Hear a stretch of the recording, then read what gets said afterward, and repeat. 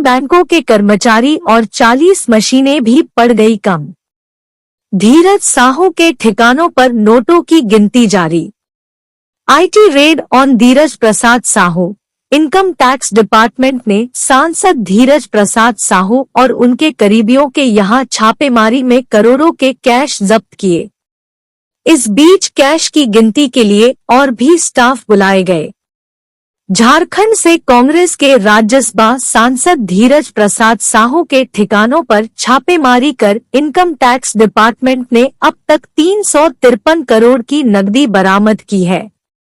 जब्त किए गए कैश की गिनती के लिए इनकम टैक्स विभाग ने 40 और नोट गिनने वाली मशीनों के साथ साथ 3 बैंकों के कर्मचारियों को बुलाया है।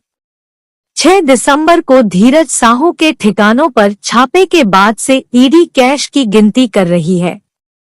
इनकम टैक्स अधिकारी ने बताया कि इससे पहले जब्त किए गए कैश की गिनती के लिए बैंक कर्मचारियों के अलावा 30 अधिकारी शामिल थे। इसे लेकर अब जमकर राजनीति शुरू हो गई है।